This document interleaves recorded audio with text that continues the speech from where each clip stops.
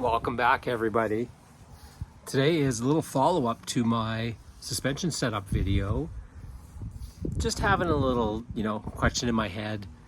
Since I've actually adjusted my suspension, I'm getting pretty close to the track setting on the front compression, and it doesn't seem to be making enough difference.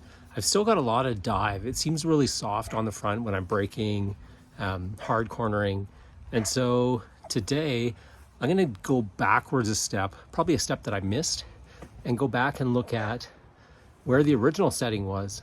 And so what you can do, a little flash there from the user manual, is I'm going to set it all the way hard, compression and rebound, so I know where 0 is, where the hardest setting is. And then I'm going to dial it back to what should have been the factory setting, because I double checked. And so what I did is, when I was on the road in my last video, I actually dialed up my compression 2 notches, 2 full turns, and made a difference for sure. It was better, but still not as much as I thought. And so when I went back and counted how many dials it was actually turned, the factory setting said for road, like comfort riding, 6.5 turns. The bike, as I received it, was at 7.5 or almost 8 turns. So step number 1, check your bike, your new bike on delivery, and see where the settings are compared to where they should have been from the factory. So here you go for the keeners. Page 5960 in your owner's manual, StreetFighter V2. Compression, rebound, you can see your dials. They're actually labeled compression. And then I'm assuming that's whatever the Italian version is of rebound. Hard and soft. So right is always making it harder, so tighter, more performance. And factory settings should be compression at 6.5. Mine was almost at 8. Rebound at 5.5, which was mine was actually correct. I'm going to check the spring preload after and just make sure that's on the correct settings. Track settings or race settings, 3 turns instead of 6.5. So I'm probably going to go somewhere in the middle. And the same for rebound, 2 turns from fully closed instead of 5.5. And so I'll probably find that, somewhere in the middle will work for me. Same with the preload. I'm thinking 9. So instead of 11 turns to 7, I'll go right in the middle. So like I said, my setting for my rebound was spot on, 5.5. I found the rebound has been pretty good. I might take it up just a notch or so. So you kind of remember as you turn these things, they basically need to go around twice to do 1 full turn.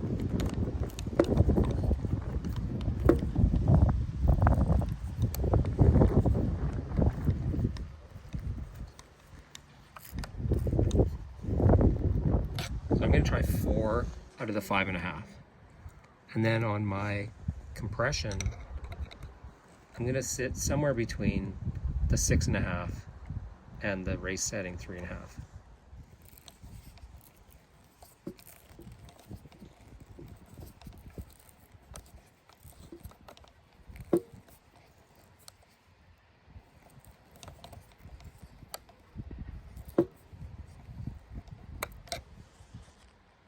Now, was that 5 or 4.5? I'm gonna double check.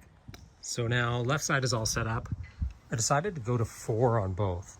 And so that's a little bit stiffer on the compression, but that's what I was looking for in the first place. And so now I'm just gonna do the same to the other side.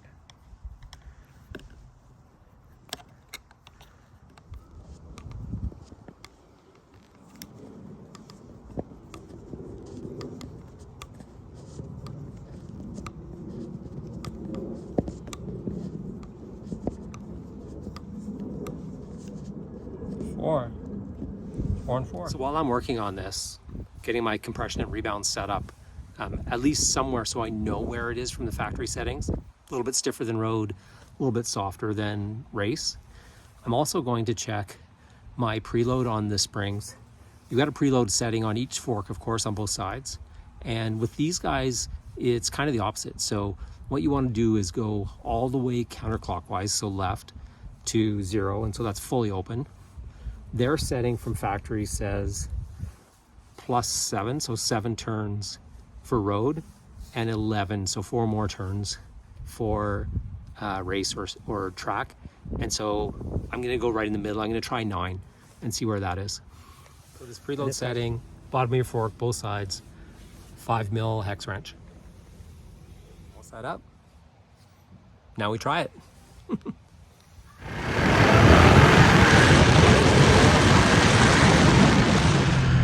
So here we go here, right into the twisties, slower speeds, ramping up through this little cloverleaf turn, up to 90, felt really good, really solid.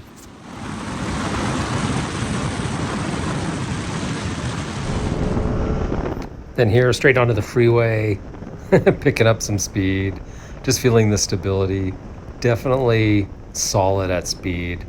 And any, engine braking, didn't feel like my front fork was diving, just bombing through traffic.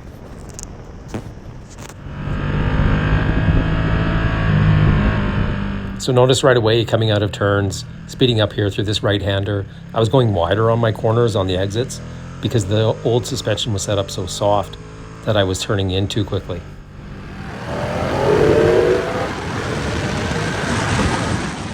So heading into a long right-hander here, long sweeping turn. One thing I noticed before, now that my braking service is done, punching over 9,000 RPM, I started to have a lot of shake and lift. And so now with this stiffer suspension, I'm just sticking to the road.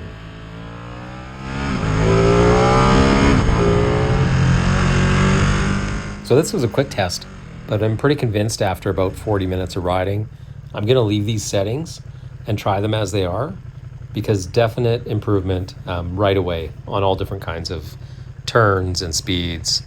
So far, so good.